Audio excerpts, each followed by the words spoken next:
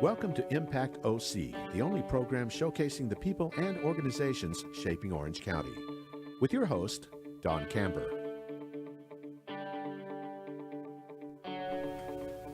Hello, live from the OC Talk Radio studios at UCI's Beal Applied Innovation Center. I'm OC Talk Radio Public Affairs Director Don Camber with two great guests positively impacting our community. Today, I welcome two guests who each have experienced having second chances. They realized life wasn't fair and turned lemons falling on their heads and made delicious lemonade. We have recovered addict and formerly homeless person Jenny and her mentor, former Second Chance Orange County CEO Deb Johnson. Thank you, Jenny and Deb, for being on Impact OC. Thank you for having me. Thank you so much. It's a pleasure to be here. Well, Deb, I understand you started the former nonprofit Second Chance Orange County when you couldn't save your son from drug addiction and homelessness. Your organization helped those recovering from drug addiction and homelessness to sobriety and a great paying job. Please elaborate. I think what ends up happening, I think you said it in your introduction, turning lemons into lemonade, is I think a lot of parents suffer when their kids suffer and they get so attached to them they don't know what to do. And sadly, a lot of them get very sick and ill and depressed. And I ended up deciding that I can do something about it. So it didn't come like this to me. Actually, it took my colleagues at Columbia University in my master's program to keep pushing me, to keep saying, Deb, you need to start a nonprofit. I'm like, no, I don't want to. They had no idea I had a kid suffering with addiction and homelessness. So obviously there was some greater cause or something else going on in the universe that directed me to start the nonprofit over 8 years ago. And it definitely was because of my son experiencing it. I knew there was a lot of other people, parents out there that had kids like my kid that I could help. So Jenny, you're among Deb's mentees, and you were homeless due to fleeing domestic violence, and at the same time you were using drugs. Please share your story. Sure. So Deb met me fresh out of Human Options Emergency Domestic Violence Shelter.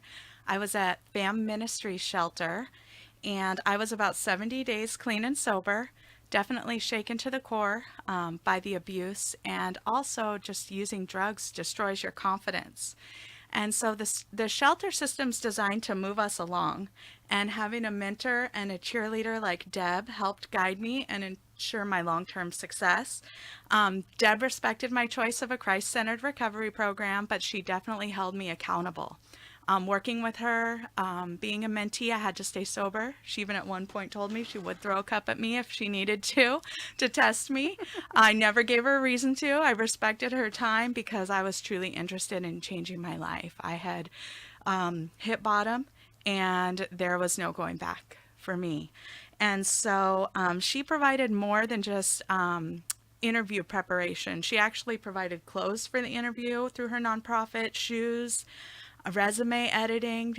She helped me define out who I was again and just instilled value into my life. And so by the grace of God, here I am, clean and sober, over 3 years now. Now, when you were homeless, what type of living situations did you experience? Sure. So I was homeless. I did have a vehicle. And so I would be in and out of the vehicle at times, sleeping in the car. My abuser at times would take my car key from me as a way to exert power and control. And so a lot of people probably thought I looked crazy, but I would stash things in different places around the outside of the house that I was in and out of. I mean, I've done everything from eating food off of a bench that was still in a wrapper to turn a bucket into a bathroom. So, done showers with big gallon jugs of water before when I didn't have access to things like a place to go. And, I just did what I had to do to survive at the time. And when you get caught in that cycle of domestic violence and you can't see a way out, it's really hard to think past survival mode. But somehow I was able to get some help and make it off of the streets and into a shelter. So did you live in the encampments that we see? I did not live in the encampments, no. So you were able to just go from your car or a house into a homeless shelter? Yes, so what happened is I was attacked one last time. I ended up in the hospital, actually on a mental health hold, because I didn't know what day it was. I was very confused. I had a concussion. And so from there, a social worker actually helped me by calling 211 in Orange County, get the referrals for domestic violence shelters, and I accepted help. And so I went from the hospital straight into human options shelter. Now, when you live in a shelter, what happens there? You are usually in housing with other people, maybe who are from the same background as you. In emergency domestic violence shelter, it's specifically for people who are fleeing abuse. But again, the system's designed to move us along. So after 30 days, you have to transition out if you're single, unaccompanied with no children. And so that's when your options become an actual homeless shelter. So it can be a hard pill to swallow, to accept the fact that because you're fleeing domestic violence, you're automatically labeled as homeless or unhoused. But I did go to the Next Step shelter, and it was like an apartment, like having an apartment with a lot of case management and a lot of accountability and a lot of support for mental health, for job coaching. They connected me with Deb as a resource. So it was all inclusive. And if you follow the outline of the program at the shelter, then you can be successful. So you were in a shelter for what, 30 days? I was in emergency shelter for 30 days, and then I was in transitional homeless shelter for just over 60 days, where I was provided with a permanent housing voucher by Mercy House. And they transitioned me. I had to go look for apartments. I had to do all the footwork with a case manager. I ended up getting the housing voucher, and I moved into permanent supportive housing. And so that voucher started out as 3 months, but as I met the program requirements, they continued to extend it. And so I transitioned through that program probably after about a whole year of case management. How did Deb help you? Oh gosh, Deb helped me in a lot of different ways. Again, she was like one of the strangers I feel like God really put in my path to encourage me. She helped me from everything to learning how to sit still and not click a pin actively. She took it from me. I forgot about that. Yeah. I mean, just to be able to interview for a job, like, and just encourage me to start over. We're going to run it again from the top. So she's like that coach, mentor. She allowed me to set my own goals and then encouraged me or would check in with me, like, how are you doing on that one? You still going to meetings? You still working with your sponsor? So definitely just that little nudge. But she worked with me not after I transitioned out of transitional shelter. She was like the bridge that stayed with me from the different levels. So even as I gained my independence and started paying my own rent after that voucher ended, she continued to follow up with me and give me opportunities to stay connected. So where are you now? So now I currently have a job. I'm employed and have been for some time with Cal Optima Health, and I have my own place, my own home, and it's just doing good. And Deb, how do you view Jenny's process to go from homeless to successful? Wow. I think Jenny is the greatest success story that we have at Second Chance Orange County. We help 750 people, 750 unique individuals, and I think she is one of the best results we have. And what I want to show really is where she came from and where she ended up. I mean, she's a nurse. She's an LVN. So I think that's important to disclose. So you have somebody that's so smart, so charismatic. And when I met her, she kept saying, I mean, she really had foresight. She kept saying, I want to work for you. I want to be like you. I said, one day at a time. Because pretty much at that point in time, like Jenny said, you only had, what, 70 days? And the first thing I said to her, one day at a time. And I said, what I do is easy. Comparative to what she did is nothing. Why I say that is to get sober for as long as you've been sober is a miracle. Because there's such a small I think the biggest problem from doing this for 8 years with homelessness is two things. It's mental illness and it's drug addiction. And those two are more difficult things in combat than me using my skills to beg employers to hire the clients or to coach them to get the jobs. So what she accomplished is really amazing. And what she didn't say was I made her send me the chips.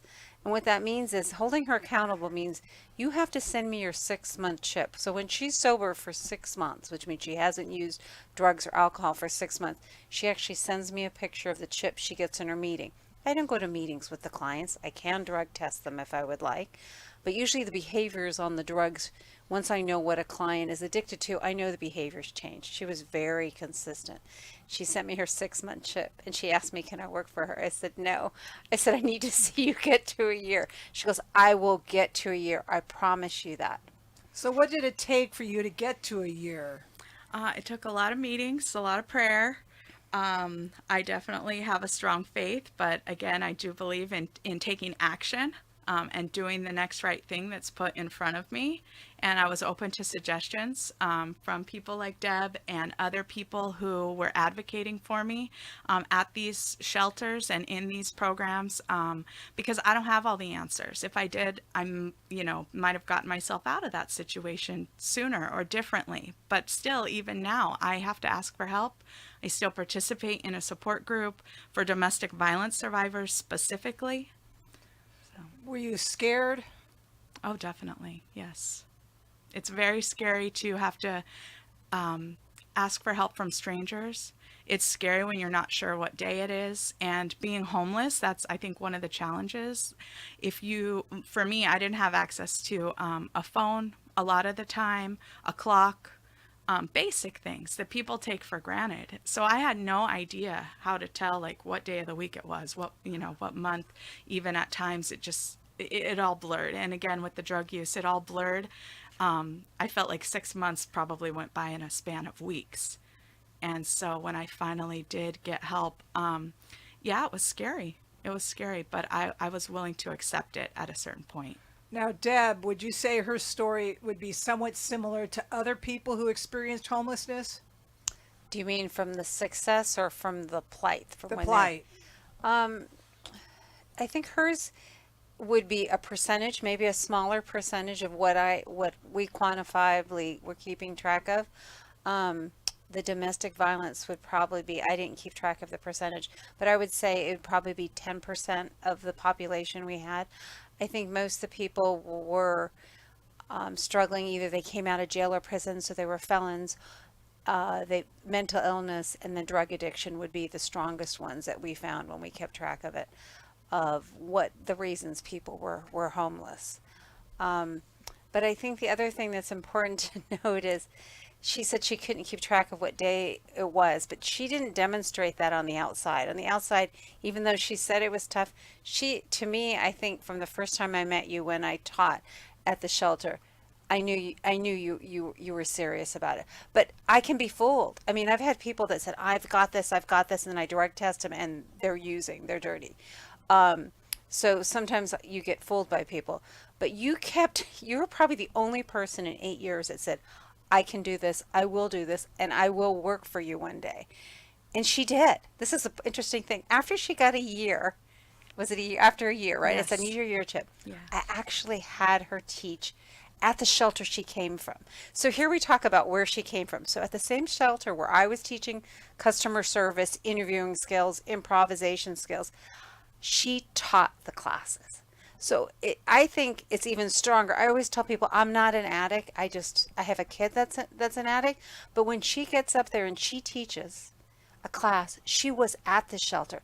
People really, really had strong feedback and they really listened to her. And she learned the material very well and she's very articulate. And after a year, I trusted her. And that was a big deal for me because she's the only client I ever let teach to go back and teach one of the courses that we offer. And I have complete faith that she would do a good job. Now, what about the other homeless people that you were in the shelter with? Did many people have similar experiences as you? I would say yes, that there's a lot of us that were even at the transitional homeless shelter that were affected by domestic violence at some point in their life. And they may not have went through an emergency shelter to get to that second step program like I did, but there was definitely a common thread there of some sort of abuse, either as a child or as an adult. So I would say yes, there's a lot of people. And even in emergency shelter, I was in emergency shelter with another nurse. I was in an emergency shelter with a wide variety, an older person who had been a working professional a lot of her life. I mean, there's just it can happen to anyone. It's not the person who gets abused that sought out this person. They're a victim of an abuser, and so the fault definitely doesn't rely on them to end up having to ask for help in that type of situation. And the other thing I think is interesting based on what you said is the people. You're right. It's so diverse. Or the people tell you the jobs they did. You're like, oh my God. So what that tells you, if you have people that are nurses that are very successful in their professions, that either domestic violence or drug addiction, in your case it was both, can really take somebody down. And I think what people don't realize is they look down on people that are experiencing homelessness. I don't think you should ever look down on them. Something happened. Something affected them. I don't believe people choose to be homeless. It's not like I wake up in the morning and go, I think I'll be homeless. I think the drug addiction is so strong. Would you agree that Yes. methamphetamine, it used to be heroin. When I first started the nonprofit, heroin was the number one drug. All right. That was horrible. Like, that was just horrible. But then meth became the number one drug.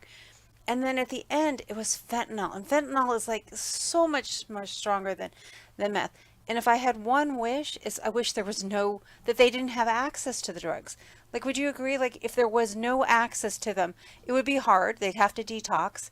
But they're too accessible and they're too inexpensive. So fentanyl obviously is not that expensive. So the drug addiction is stronger than I think all of us. Like, if all of us just could wish it away, we would wish it away. But obviously it's so strong, it's very difficult.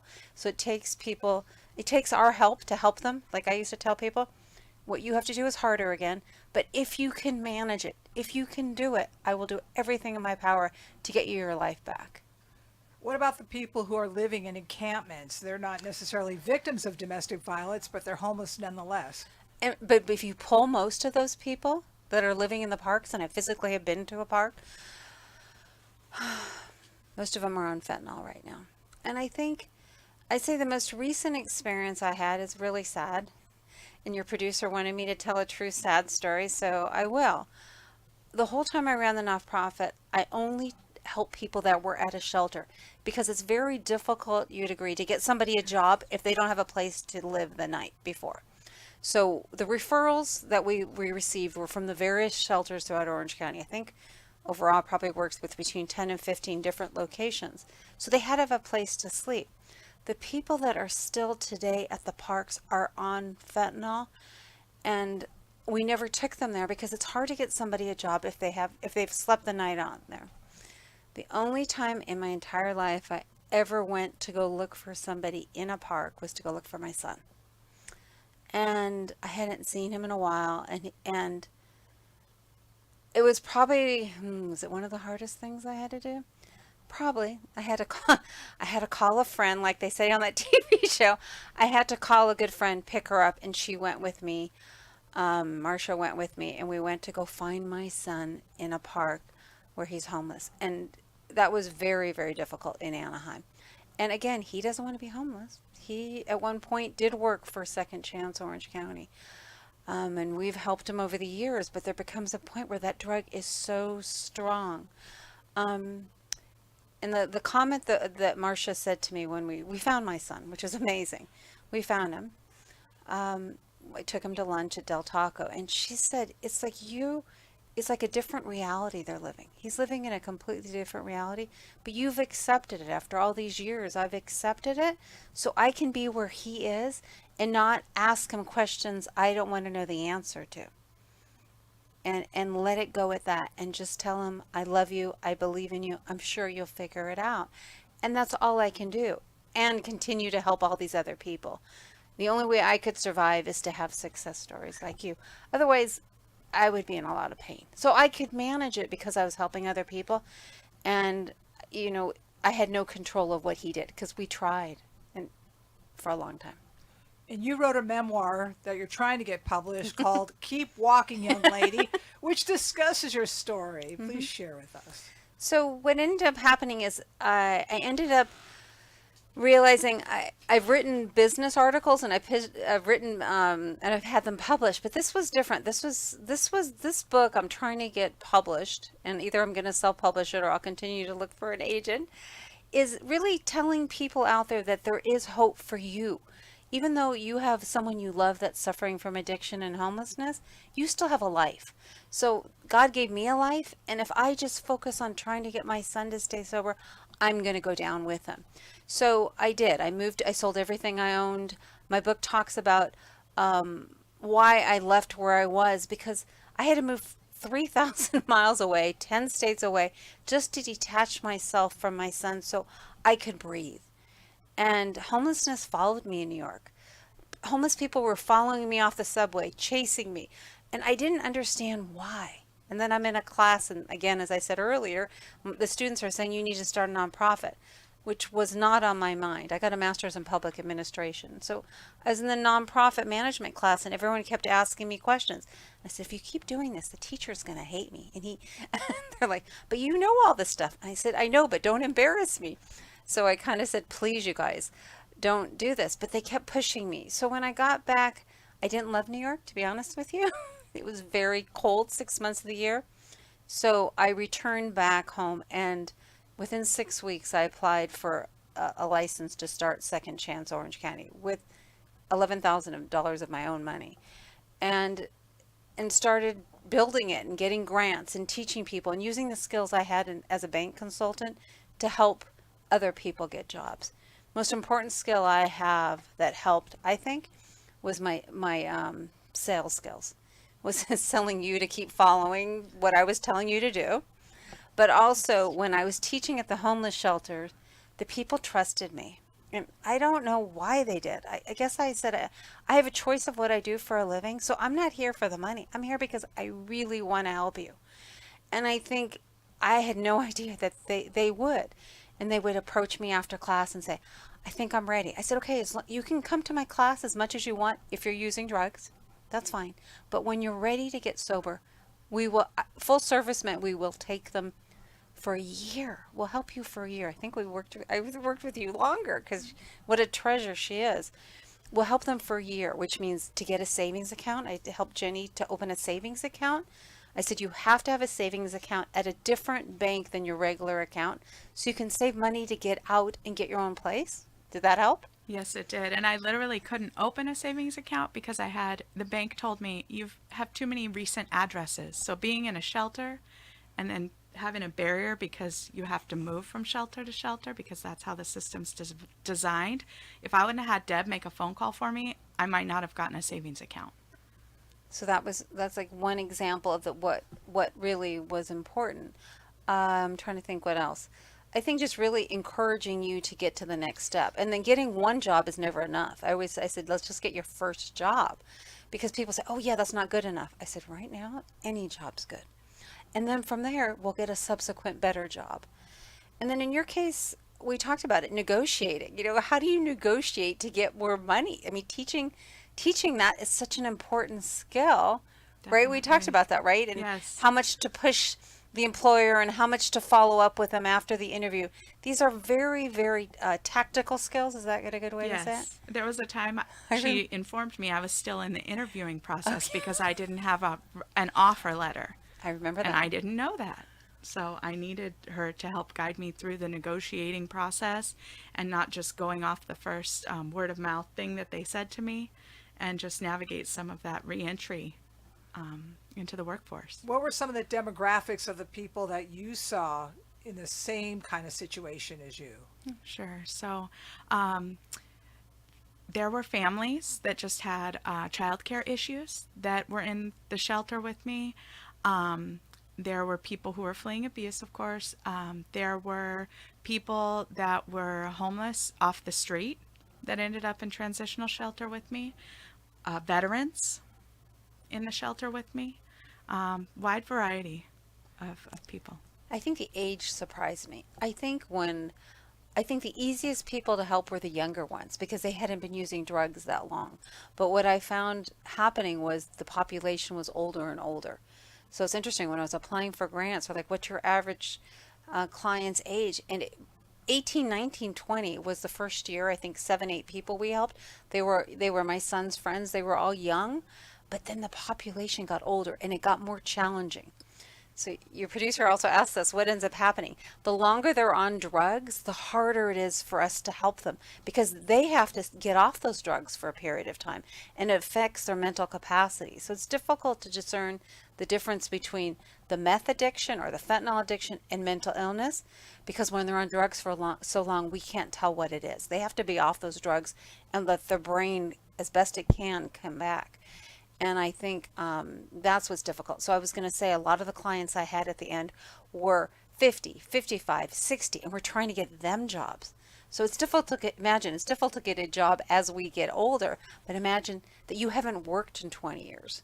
Another success story, not as good as yours, was a woman that was in a Santa Ana shelter, and she hadn't worked, if anybody knows Zodi's. Zodi's is before Gemco, before Target. The last time she worked was at a store called Zodi's. Can you imagine doing a resume for somebody that hadn't worked in so long? She had no teeth. She had a child. She was at a homeless shelter. And getting her a job took us, she wasn't as easy as you, took us over 6 months.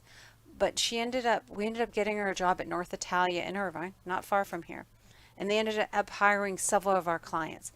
And she ended up cleaning silverware and glassware, and the manager said she's one of the best and most popular employees that we have. So, and she got out of the shelter, same thing. Had to teach her how to save money, get out of the shelter, and she's renting an apartment and she's doing well. So you have these extremes of the age group, and she was a little, I can't remember how old she is. She hadn't worked since Zodi, so I don't know. She obviously had to be over 50, 60 years old.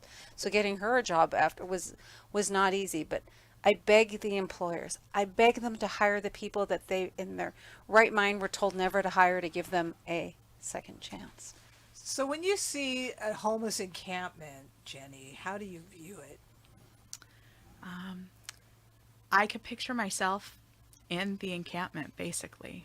I may not have been in a tent alongside those people, but I wasn't any better off when I was in the streets. And so sometimes I'll cry as I'm driving when I see a shopping cart abandoned with somebody's belongings in it, and I know that that's all they had. And for whatever reason that they're not with that shopping cart at that moment, it just breaks my heart because it's very hard. I guess the longer you are homeless, the easier it becomes to start over with nothing. And but just an abandoned shopping cart full of somebody's belongings can bring me to tears at times because there was a time in my life when I left everything behind and didn't have anything to take with me, and then I became okay with that. And then I had people encourage me that it's okay to set goals again and want to work for things again and rebuild again. So you have to have a desire to want to get better. Well, they have to, I mean, the pain, I mean, it cannot be easy. I haven't done it. To sleep on the street, to have your belongings taken, to have everything you own be in a bag and hide it someplace so the police don't take it, or have the police, my son said, the police just keep waking you up. So you leave a city because those police keep bugging you, move to another city. That can't be easy. And whatever clothes you give them, they disappear because somebody takes them or steals them or it doesn't work. So that's really hard. You get touched. I recently really got affected in Long Beach. I wrote a song called I Need Another Fix. And it's not about drug addiction, but the title kind of, it sounds like it. But really, a fix can be anything. I fell in love with a contractor that was working in my home. So I need another fix. I need him to repair something else. But I went to record the song in Long Beach. And I went just quickly to take a break. We're working on it, and we've got the first demo. And I went to take a break, and I had no idea. So I was kind of smacked in the face. Homeless people all over Long Beach. They're walking in front of me when I went to lunch, and I got triggered, and I started crying as well, and I couldn't breathe. So it was, even though I've been dealing with it, it smacked me in the face because it was just too many in such a small area. It was very, very, very difficult for me.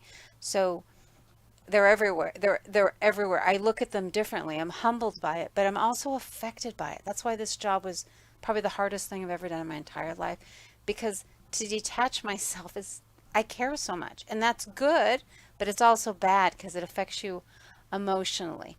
And I can imagine case managers as well, anywhere. They do get affected. It does affect them. Do they want to be away from homelessness? will they accept leaving homelessness if given the opportunity? Because I've heard that many of them will not. Well, let me give you an example. Again, I told you I had lunch with my son. He knows. He worked at the nonprofit. He's been sober for 2 years. He's gone periods of time of sobriety. And he's sitting with us, and he knows I'll do everything in my power, but he has to stay sober. It's obviously not that easy to stay sober. You first have to detox. Then you got to live in sober livings. And that's a part we didn't talk about. A lot of the homeless people end up living in sober livings in houses with 17 people, 12 people, 4 men in a room. And it's not easy. They don't like it. So I think what ends up happening with some of these people that are I call them, their bottoms are so far down. They could have been in jail. They could have been in prison. They've been on fentanyl.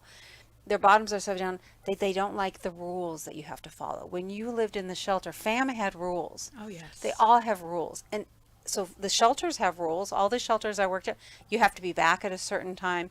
You can't do certain things, like you can't do drugs on premises. You can leave and do drugs, but you can't do them there. They only feed you at certain times. So here you're saying, we'll give you a shelter, we'll give you food, we'll give you a bed. And these people are choosing, I don't know if they're choosing, the drug is so strong, I believe, to stay on the streets. Because the same thing with my son. He knows we've given him clothes, we've given him mattresses. He's been in sober livings. He's lived with me for periods of time. So think about how powerful that drug is, where you're sitting right across from somebody, and they're not ready. How bad does it have to get is always the question. And sadly, this is what I hate to say. They either get sober at this point or they die. And I hate saying that, but I had to let it go that my son could die. But I don't have control. I'm not God. I mean, there's something greater than myself. If I have control, everybody that's homeless with my strong will, I would help all of them get jobs. But I can't make them stop using the drugs. Either drugs have to disappear, they have to get drugs. Like you said, they have to take the help. Yeah, Right? And you've seen people in meetings that go in and out of meetings, definitely. that they don't stay, right? They call Definitely. them newcomers. They have 7 days sobriety, 6 days, 5 days, 3 months, they go back out again. Yes. And the expression in AA, and my clients, they had to go to meetings. That was part of the rules, is there's a seat open for them. So I always say there's a seat open for all those people. There's a place for them. They just have to be willing to go. And to turn everything over to a sponsor to help them. Like I was a case manager helping her, but that's helping her get a job in reentry. You have to have a sponsor to help you to stay sober, like when you're struggling. And that was something I insisted that she had. And she did. Because I don't believe if you don't have a sponsor, if you don't work a program, which means an AA program or an NA program, you can stay sober. You need that help. Was it tough to stay sober? Definitely. At times. I might not have had the urge to go get high, but the environment that you're in the shelter, when you have people there who may have gone out and used or huffing in the bathrooms, or alcohol's legal. So they could go out and buy it and drink and come back, and you could slurring. It can be a trigger. And because you're choosing to abstain and not cope that way, it can be in your face, and you have to be able to go to a meeting. I chose to go to CR, same thing, 12 steps, biblically based, and talk to somebody, share about it in a group, deal with it as it's happening so that it doesn't weigh you down. What else did I tell you to do? I remember, because I remember our meetings, I told you there was one other thing I asked you where you were living after you left the shelter. What else did I tell you to do when things got tough? Oh, she told me I had to move out, that I needed to get out of that environment. Because you had somebody that, when you got out of the shelter, you had somebody that was actively drinking in the place you were living. I go, but she had no choice. So here, she's got a voucher to stay at a place, but the person that's in her place is drinking and she's trying to stay sober. There's one other thing I asked you to do. I said, you don't keep moving, like my book is, Keep Walking. Why is my book called Keep Walking? Well, pretty much, you have to keep moving forward. You know, sometimes when things get bad, get out of the house. Didn't I tell you to hike or to walk up a hill? You did. I did. The day she told me to, I went and walked up a hill. But what does that do when you exercise? For me, what does it do when we exercise? It gives you the endorphins because you can't use the drugs. And so for people that aren't addicts like me, but if you get sad, if you keep walking and you keep moving forward, you get those endorphins, right? That kick in, that they're temporarily, they help you, right? Yes. So when you look at your life, Jenny, because you're experiencing second chances. How do you view it? I have a lot of hope. Try to set a lot of goals. And when I look at my life, I feel like I'm always going to be going uphill. That if like the conveyor belt's moving down and I need to keep walking. Otherwise, there's only one place for me to go, which is backslide or go backwards. But I definitely have experienced a lot of fresh hope. I've been able to give back a little bit. And again, it was just a huge goal of mine to teach a class that I took at a shelter that I lived at was a huge accomplishment for me. So if I could do something like that, then there's pretty much, I can do anything. What did I say I would love? What would be my dream? My dream would be that Jenny and my son run Second Chance Orange County again. That would be the wish I'm sending out to the universe. With that said, I'll say thank you to recovered addict and formerly homeless person Jenny and her mentor, former Second Chance Orange County CEO Deb Johnston, for being on Impact OC. And I thank everyone for tuning in. I'm OC Talk Radio Public Affairs Director Dawn Camber. Have an impactful day.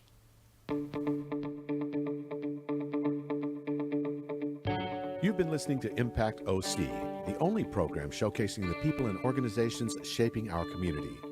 Right here on Orange County's only community radio station, OC Talk Radio.